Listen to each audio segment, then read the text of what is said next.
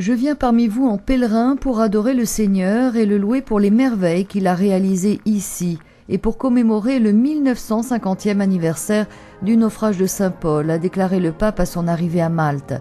Malte, carrefour de culture et de peuple, a-t-il ajouté, pont entre les religions et dans la compréhension entre les peuples, a beaucoup à offrir sur des questions aussi diverses que la tolérance, les échanges réciproques, l'immigration et d'autres problèmes cruciaux pour l'avenir de ce continent. Votre nation doit continuer à défendre l'indissolubilité du mariage en tant qu'institution naturelle autant que sacramentelle, ainsi que la vraie nature de la famille, comme elle le fait déjà en défendant le caractère sacré de la vie humaine, de la conception à la mort naturelle, et le juste respect dû à la liberté religieuse, de façon à ce qu'elle contribue à un authentique développement intégral aussi bien des individus que de la société. Vivez toujours plus pleinement votre foi avec les membres de vos familles, avec vos amis, dans vos quartiers, dans votre lieu de travail et dans l'ensemble du tissu social maltais. C'est l'appel lancé par le pape aux fidèles de Malte samedi après-midi lors de sa visite à la grotte de Saint-Paul, le lieu où l'apôtre a fait naufrage il y a 1950 ans. Le monde a besoin de votre témoignage, a-t-il dit, face aux nombreuses menaces qui pèsent sur le caractère sacré de la vie humaine et sur la dignité du mariage et de la famille, a dit Benoît XVI. Nos contemporains ont besoin qu'on leur rappelle constamment la grandeur de notre dignité de fils de Dieu et de la noble vocation que nous avons reçue dans le Christ. Les sociétés ont besoin de se réapproprier et de défendre ces vérités morales fondamentales qui restent le fondement d'une liberté authentique et d'un progrès véritable. À chaque moment de notre existence, nous dépendons entièrement de Dieu, en qui nous avons la vie, le mouvement et l'être. Dimanche matin, lors de la messe à Floriana, le pape a invité les Maltais à ne pas se conformer à la société de consommation. Dieu est le seul à pouvoir nous protéger du mal, il est le seul à pouvoir nous guider à travers les tempêtes de la vie. Il est le seul à pouvoir nous conduire à bon port, comme il le fit pour Paul et ses compagnons à la dérive au large des côtes maltaises. Si nous mettons notre confiance dans le Seigneur et que nous suivons ses enseignements, ajoutait Benoît XVI, nous recueillerons toujours d'immenses récompenses. Avant la prière du Regina Coeli, le pape a demandé aux fidèles de mettre leur confiance en Marie, puis il a salué les nombreux pèlerins venus également d'Italie.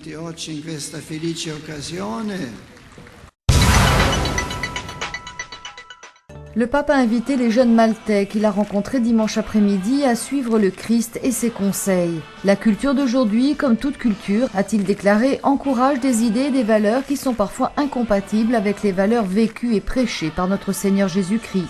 Il est facile, quand on est jeune et impressionnable, ajoutait Benoît XVI, d'être influencé par d'autres jeunes du même âge et d'accepter des idées et des valeurs que nous ne savons ne pas être ce que le Seigneur veut vraiment de nous. Je vous exhorte à rendre un témoignage courageux à la sainteté de la vie, au mariage et à la vie familiale. À Malte et à Gozo, les familles savent comment prendre soin de leurs membres âgés et malades et elles accueillent les enfants comme des dons de Dieu. D'autres nations pourraient suivre votre exemple, a dit le pape. Dans le contexte de la société européenne, a-t-il conclu, les valeurs évangéliques deviennent une contre-culture, tout comme au temps de Saint Paul. Avant de quitter Malte pour regagner Rome, Benoît XVI a appelé le peuple maltais à regarder l'avenir avec espérance, avec un égard profond pour la création de Dieu, avec un respect religieux de la vie humaine, avec une haute estime pour le mariage et pour l'intégrité de la famille. Il a invité tous les Maltais à se laisser guider par la doctrine sociale de l'Église dans l'accueil des réfugiés et des immigrés dans le contexte d'une société unie, solidaire et respectueuse des autres. Le pape a présidé ce matin en la basilique Saint-Pierre les obsèques du cardinal Thomas Spidlick, décédé ces jours-ci à l'âge de 91 ans. Le qualifiant de personnalité de premier plan dans l'église de l'après-concile, Benoît XVI a souligné l'engagement écuménique, théologique et culturel du cardinal Spidlick, né en Moravie en 1919 et entré dans la Compagnie de Jésus en 1940. Depuis 1922, il avait vécu et travaillé à Rome au centre Aletti, un institut de la Compagnie de Jésus, chargé de l'étude de la tradition de l'Orient chrétien. Le cardinal Spidlick, qui avait reçu diverses récompenses internationales, avait été consulteur de la Congrégation pour les Églises orientales. Le pape a évoqué la grande stature morale du cardinal. La messe des funérailles à laquelle ont assisté tous les cardinaux résidant à Rome a été célébrée par le cardinal Angelo Sodano, doyen du Sacré Collège.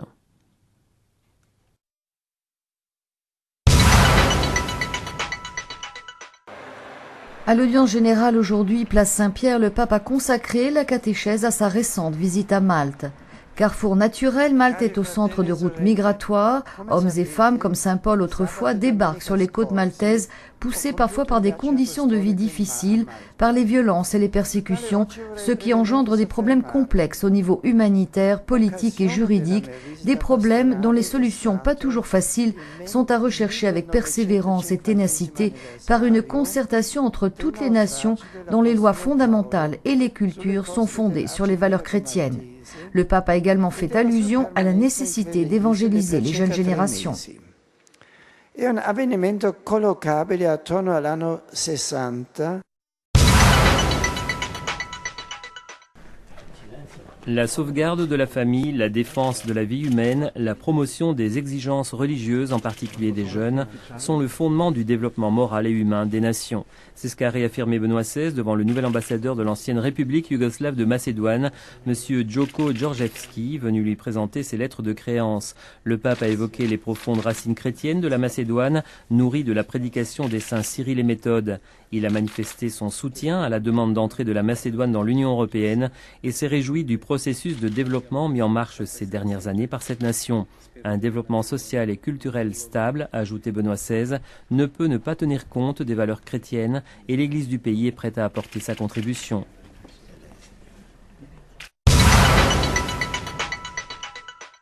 Bonjour, vous l'avez vu, le bref séjour que Benoît XVI a effectué le week-end dernier sur l'île de Malte a été l'occasion pour lui d'adresser un certain nombre de messages forts. Il a aussi permis au pape, une fois encore, de montrer sa détermination à en finir avec les scandales de pédophilie au sein du clergé. Au beau milieu de la tourmente que traverse l'Église et pour la troisième fois de son pontificat, Benoît XVI a choisi de rencontrer un petit groupe de victimes de prêtres pédophiles. Sans caméra, dans la chapelle de l'Annonciature à Malte, le pape a pris le temps de prier et puis surtout d'écouter chacun de ces hommes qui avaient demandé audience. Benoît XVI a ensuite fait part de sa honte, de son regret pour les actes de certains prêtres.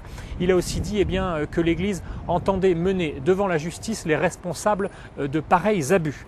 Une des victimes a aussi confié avoir vu pleurer ce pape de 83 ans. Il a aussi dit qu'il ne s'attendait pas à des excuses de Benoît XVI, touché que ce pape prenne sur lui les fautes des autres. Depuis, autre signe que le pape n'entend pas abandonner ce dossier délicat, Benoît XVI vient d'accepter coup sur coup la démission de deux évêques concernés dans de telles affaires. Un ancien évêque de Dublin, Monseigneur Moriarty d'abord. S'il n'était pas directement mis en cause pour avoir couvert des prêtres pédophiles, il a reconnu cependant qu'il avait été, en quelque sorte, ce sont ses mots, complice d'une culture du silence qui, pendant des années, a servi à protéger l'Église, a servi à éviter le scandale. Et puis, beaucoup plus fort encore, c'est un évêque belge dont le pape vient également d'accepter la démission, Monseigneur Van Geluwe, évêque de Bruges, qui a reconnu pour sa part avoir abusé d'un jeune alors qu'il était prêtre et puis au tout début de son épiscopat. Le prélat belge dit avoir reconnu à plusieurs reprises sa faute auprès de ce jeune garçon, mais que ni lui ni ce jeune homme ont pu guérir cette blessure. L'évêque a réitéré maintenant ses excuses à la victime, à sa famille, à l'Église et à la société tout entière et a fait le choix de se retirer. Le nouveau primat de Belgique, Monseigneur Léonard, a soutenu que l'Église de son pays voulait tourner la page avec une époque, a-t-il dit, pas si lointaine où l'on préférait le silence et le camouflage. C'est aussi le souhait de Benoît XVI, vous l'avez compris, qui n'entend pas faiblir sur cette question. Il ne cesse de le montrer. Je vous dis à la semaine prochaine.